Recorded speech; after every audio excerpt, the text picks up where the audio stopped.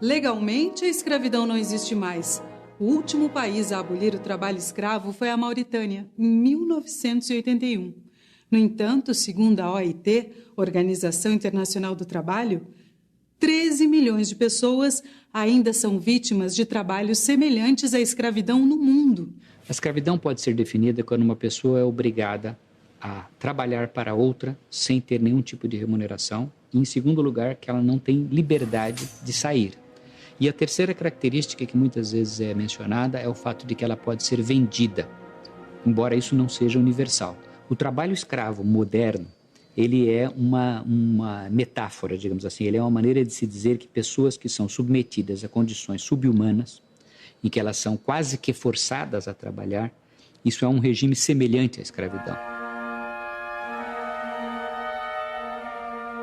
Os primeiros relatos sobre o início da escravidão vêm da Antiguidade, no Antigo Oriente, conhecido como Oriente Médio.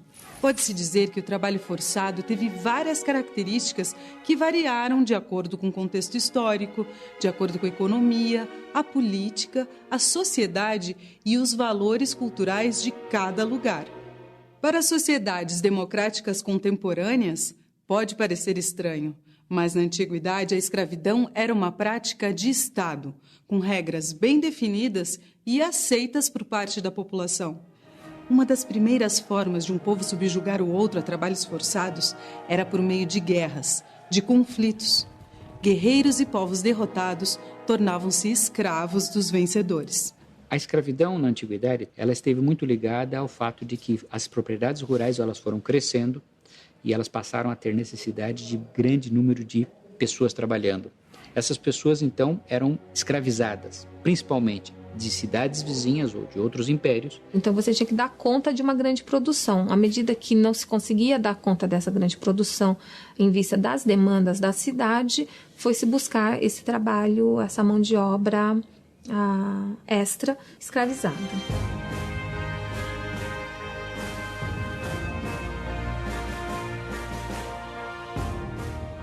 Para entender a história da escravidão na antiguidade, é fundamental destacarmos a Grécia Antiga, civilização que surgiu por volta de 2000 anos antes de Cristo, entre os mares Egeu, Jônico e Mediterrâneo. Era formada por povos nômades, vindos de outras partes da Europa e da Ásia.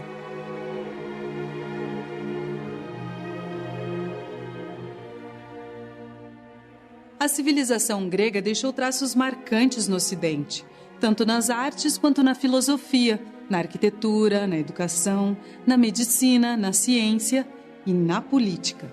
A civilização grega ela teve uma contribuição fundamental para o mundo ocidental em diversos aspectos, político e filosófico. Ou seja, os gregos começaram a pensar o mundo, explicar como ele funcionava, tendo o homem como referência. Então, esse legado da filosofia grega, ele está conosco até hoje.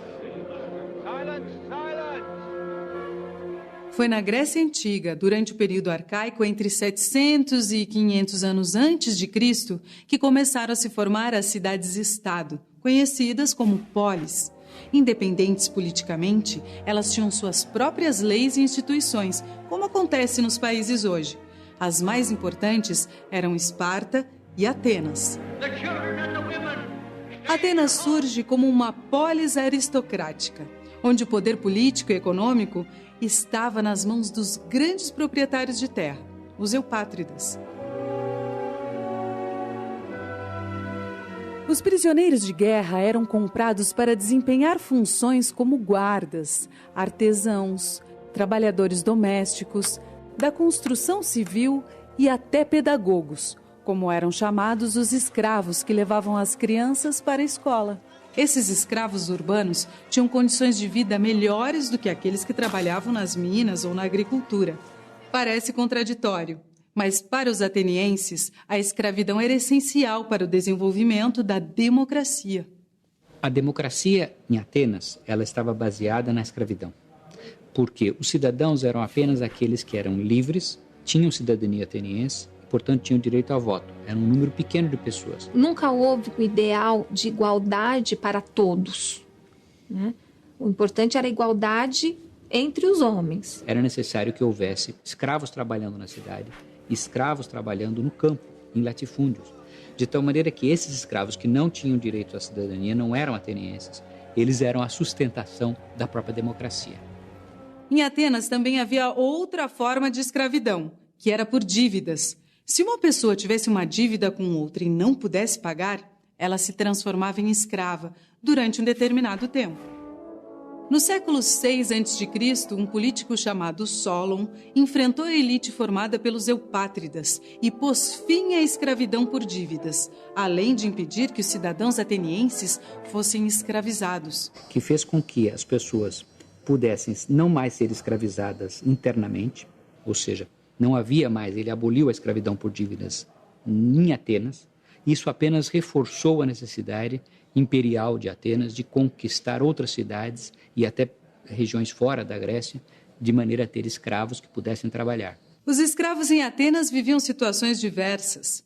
Eles não estavam submetidos constantemente a castigos físicos, não desenvolviam apenas trabalhos manuais, mas tinham seus próprios saberes. Em alguns momentos, podiam ser remunerados por seus trabalhos e, eventualmente, conseguiam até mesmo comprar a própria liberdade. Em Atenas, o escravo, quando ele conseguia comprar sua liberdade, ele se tornava um meteco, ele se tornava um estrangeiro. O ex-escravo, ele não tinha muitos direitos, ao contrário, ele continuava sendo um pária, sendo uma pessoa isolada da sociedade. Fundada no século IX a.C. por um povo indo-europeu, Esparta era bem diferente de Atenas.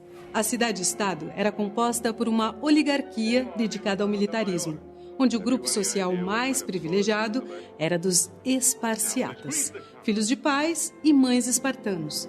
Os esparciatas eram proprietários de quase todas as terras cultivadas no local.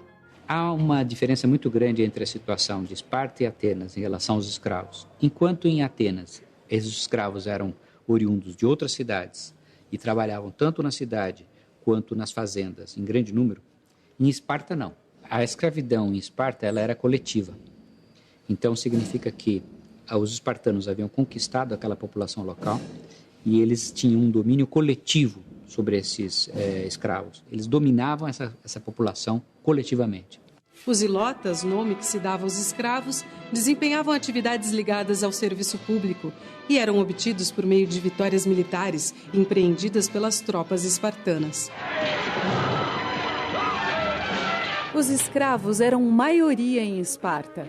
Os homens livres representavam apenas 20% da população, o que correspondia a cerca de 9.000 cidadãos. Nós podemos dizer que, no caso de Esparta, não eram escravos por conquistas, mas eles eram hereditários, eles tinham sido conquistados, eles eram os habitantes originais daquela região, foram escravizados e continuaram a ser escravizados pelos séculos seguintes.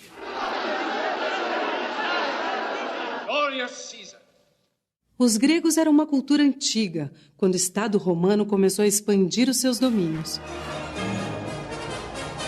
Nos séculos 4 e 3 a.C., Roma era uma república com características imperialistas. Suas tropas avançavam pela Península Itálica e depois para além dela.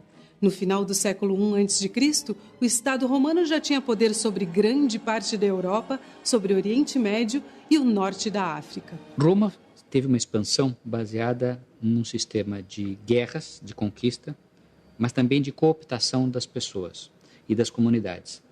Eles sempre deixavam uma opção para a cidade, que eles estavam interessados. A cidade poderia se render e se tornar aliada, pagar impostos. Ou, se não se rendesse, seria conquistada. Usando o termo da nossa época, vai praticamente internacionalizar essa lógica da escravidão dentro da cidade-estado, que era aquilo que já existia na Grécia, em Roma. Ela vai ampliar isso como se fosse uma dinâmica mediterrânea. A sociedade romana se organizava entre patrícios, plebeus e escravos. Os patrícios eram os senhores que dominavam o Senado romano e eram grandes proprietários de terras, onde desenvolviam a agricultura e a pecuária. Os plebeus eram os camponeses, os artesãos e os comerciantes. E, finalmente, os escravos, que tanto podiam ser prisioneiros capturados nas conquistas territoriais e que acabavam trabalhando nas grandes propriedades fundiárias, quanto aqueles que eram comercializados para abastecer essa demanda de mão de obra nos latifúndios. Para a articulação desse império, que foi fortemente caracterizado pela grande propriedade de terras e de, enfim, trocas agrícolas muito fortes, o trabalho escravo ele foi essencial. Em Roma, os escravos eram também vendidos como gladiadores, atividade considerada diversão pública. A maior parte dos gladiadores eram escravos. E é justamente aquela pessoa que a vida não era considerada tão importante, que era desqualificada socialmente, que era considerada a figura mais subalterna daquela sociedade, que poderia ter a vida colocada ali à disposição assim e morrer eventualmente no meio do combate. Entre os escravos comercializados como gladiadores, destacou-se Espartaco. Ele se revoltou contra a humilhação e injustiças cometidas contra os escravos e conseguiu arregimentar uma legião de cerca de 100 mil homens para enfrentar o exército romano. Essa revolta durou 2 anos. O exército romano ele é composto por membros, muitas vezes os generais, eles são pessoas que estavam esperando grandes glórias militares e ter os nomes deles relacionados a grandes glórias.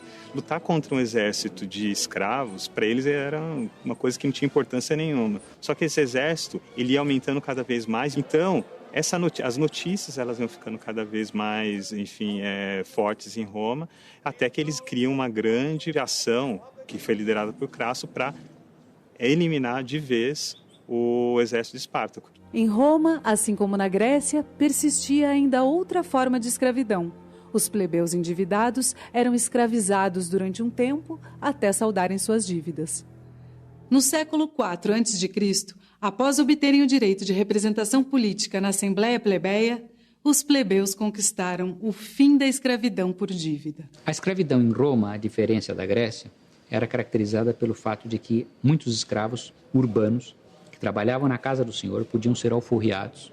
Eram aqueles principalmente que geriam bens econômicos, eram administradores, e eles então eram alforriados e passavam a ter o nome do seu senhor, passavam a fazer parte da família do senhor. E o seu filho tinha pleno direito à cidadania como membro dessa família que o libertou. Uma questão muito importante em Roma é que o escravo em Roma, quando ele conseguia comprar a sua liberdade, a manumissão, ou quando lhe era dado essa liberdade, ele se tornava um cidadão romano. Então esse era um mecanismo de cooptação muito forte e que foi muito importante para o sucesso durante tantos séculos do mundo romano. A escravidão na antiguidade greco-romana ficou na história como uma forma de exploração do trabalho. Outros modos de escravidão existiram nas Américas, na África e em diferentes regiões do mundo ao longo do tempo. Hoje, essa prática já não existe por lei. Conquistas como os direitos trabalhistas e os direitos humanos baniram a escravidão. Mas algumas de suas características ainda persistem. As condições precárias de trabalho e o controle da liberdade são uma realidade para parte dos trabalhadores.